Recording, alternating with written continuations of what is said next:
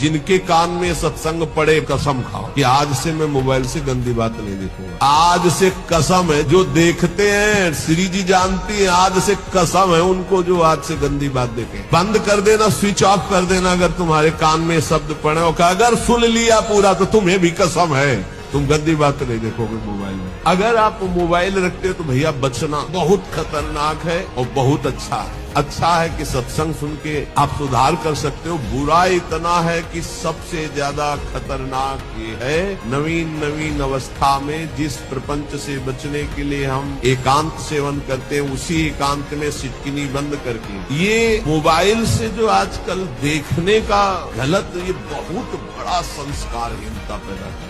क्योंकि बहुत हमारे नवीन पीढ़ी को नाश करने के लिए ब्रह्मा जी के द्वारा ऐसी बुद्धि दे दी गई कि ऐसा यंत्र रचा गया। हमको उतना पुष्ट होना है कि आगे हम विजयश्री को प्राप्त करें।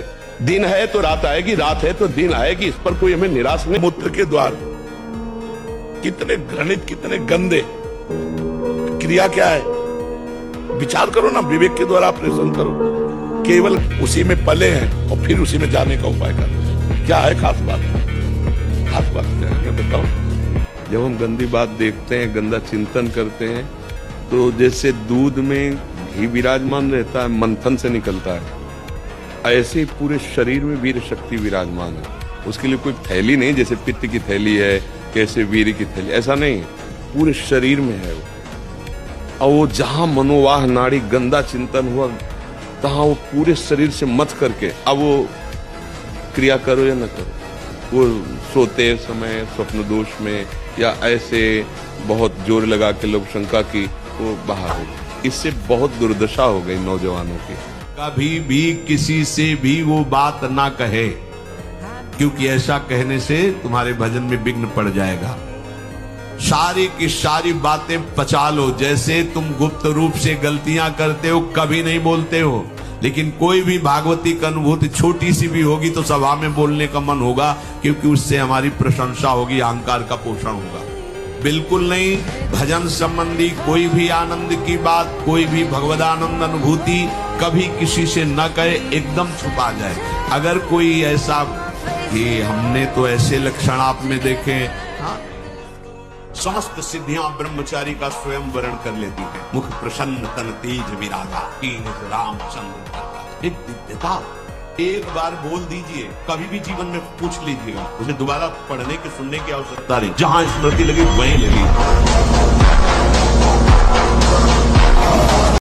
ब्रह्मचर्य पुष्ट रखने के लिए परिश्रम युक्त सेवा अत्यंत आवश्यक है, जिसमें पसीना छूटे। ये दिनचर्या आज की नहीं है जो आप देख रहे हो कि 1:30 बजे उठते हैं, तो आज की नहीं, ये जीवन की दिनचर्या है। सूर्य उदय होते होते परिक्रमा वृंदावन की हो जाती थी। अपनी रात्रि में उठे, 45 मिनट व्यायाम, 48 मिनट प्राणायाम, छड़ी उठाई, पूरे वृंदावन की परिक्रमा एक सांस में। इसके बाद आके श्री जी की मंगला, गुरु जी की सेवा में 9 बजे तक, फिर आके श्रृंगार, फिर गुरु जी की 2:30 बजे रोटी मांग करके एक बार 24 घंटे में, वो भी न सब्जी न दाल। इसलिए मैं तुम्हें कहता हूं, तुम कभी इस मार्ग में निराश मत होना। मैं तुम्हें सच्ची अनुभव की बात बताता हूं। प्रभु जिस पर कृपा करके ऐसी विषम परिस्थिति देते, उसके साथ रहते हैं। ये बात पकड़ लो। जब तुम्हें सब छोड़ रहे हो, प्रतिकूलता घेर रही हो, अव्यवस्था घेर रही हो, तो तुम आस पास अनुभव करना वो है, क्योंकि वो ऐसे में छोड़ नहीं सकता। जब वो इतना बड़ा कृपा करके हमारे साथ महामहिम कार्य कर रहा है, माया मुक्त करने, वो जानता है कि बहुत कमजोर हैं, लड़खड़ा जाएंगे, इसलिए वो साथ रहते, हरि साथ रहते। 84 लाख योनियों से छूटने का एक सिद्ध उपाय, अगर श्रीमद चतुरासी जी का एक बार पूरा गायन कर लिया जाए तो कभी 84 लाख योनियों में नहीं जाएगा। ये आचार्य महापुरुषों के वचन है, और भगवान अपने वचन भले टाल दें, पर अपने भक्तों के, प्रेमियों के, महापुरुषों के वचन नहीं टालते। भगवान का एक स्वभाव है। जैसे जैसे चढ़ोगे वैसे वैसे दुश्मन जोर करेगा, वैसे वैसे जो आप क्या समझते हो, 4 माला घुमा लिए तो मन आपका शांत हो जाएगा और बढ़ेगा, वो और आग पैदा करेगा, वो और प्रबल होगा। साधक भजन बल से उससे भी बढ़े। जैसे जैसे सुर सा बदन बढ़ावा, तास दून का रूप दिखावा, वैसे वैसे हनुमान जी दुगना अपना स्वरूप बढ़ाते चले जा रहे। काम जितना बढ़े उतना ही नाम बढ़ाओ। देखो लो दो।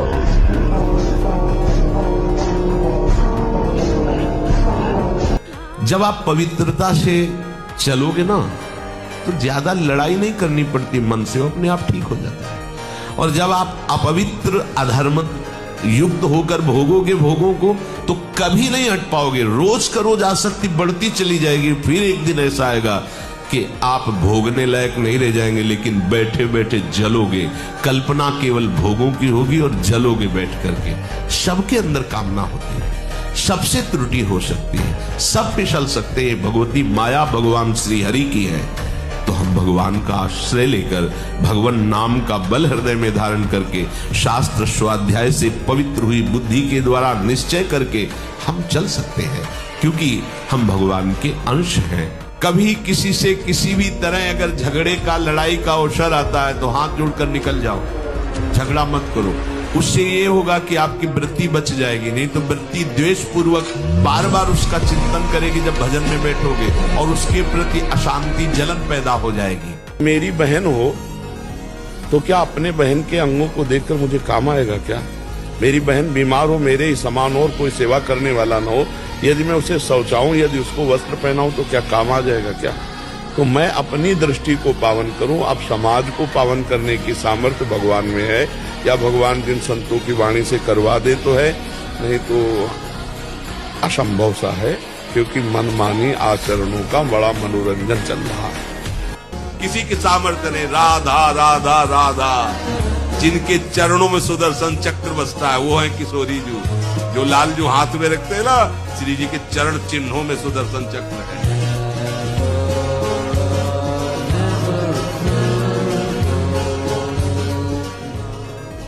नियम पर बहुत ध्यान दीजिए। अगर नियम है 1:45 बजे उठने का, स्नान का, तो 1:45 बजे ही उठना चाहिए, 2 नहीं बजना चाहिए। अगर हमारा ये रसेंद्री और जनेंद्री जनित ही क्रीड़ा चलती रही तो इस मनुष्य देह की सार्थकता क्या है? इसलिए जनेंद्री को पवित्र रखना, ब्रह्मचर्य युक्त होना अत्यंत अनिवार्य है। चाहे गृहस्थ हो चाहे विरक्त हो, शरीर और मन बुद्धि और स्वभाव तीनों को पवित्र करने में बहुत बड़ा योग ब्रह्मचर्य का होता है। दिनचर्या परिपक्व नियम से ठीक समय से ये ब्रह्मचर्य की क्षमता होती है। अगर ब्रह्मचर्य आपके अंदर नहीं तो कमर में दर्द, माथे में दर्द, चक्कर आना, घुटने दर्द करना, बिना प्रयास के वीरपात हो जाना, नाना प्रकार से हमारे मन में भय सताना, नाना प्रकार से हमारे हृदय में अशांति पैदा हो जाना, ये सब ब्रह्मचर्यहीनता से आते हैं। अब आप हनुमान चालीसा पढ़ो 100 और इसके बाद करो मनमानी आचरण, तो हनुमान जी महाराज कृपा नहीं करेंगे, क्योंकि हनुमान जी महाराज महाभागवत हैं। आप अच्छे आचरण करो और जय हनुमान जी की केवल बोल दो तो कृपा कर देंगे, जय सिया राम की बोल दो तो कृपा कर देंगे।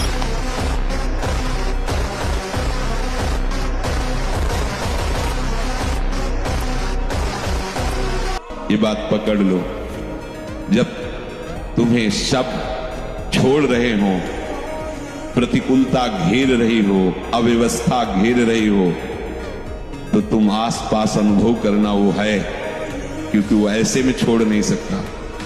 जब वो इतना बड़ा कृपा करके हमारे साथ महामहिम कार्य कर रहा है, माया मुक्त करने, वो जानता है कि बहुत कमजोर हैं, लड़खड़ा जाएंगे, इसलिए वो साथ रहते हैं, हरि साथ रहते हैं।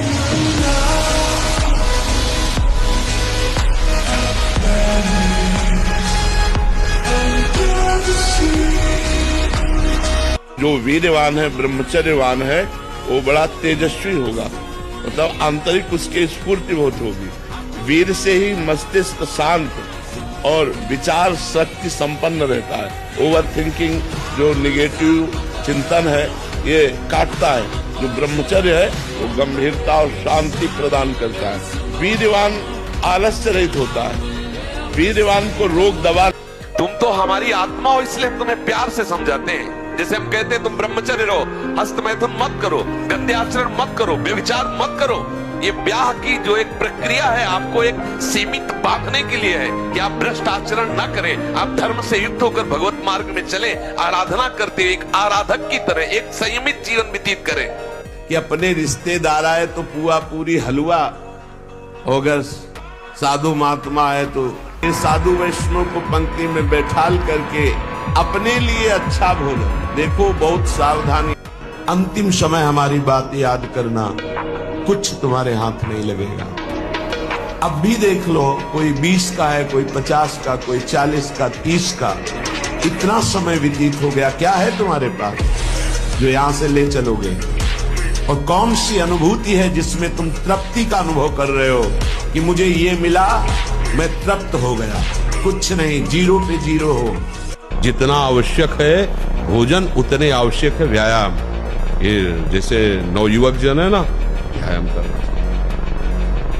शरीर स्वस्थ है, बुद्धि प्रसन्न है, जिसमें अब तो क्या व्यायाम होता है, बस सुबह तक सोए, चाय पिए, गंदे आचरण किए हैं तो शरीर में दम है नहीं।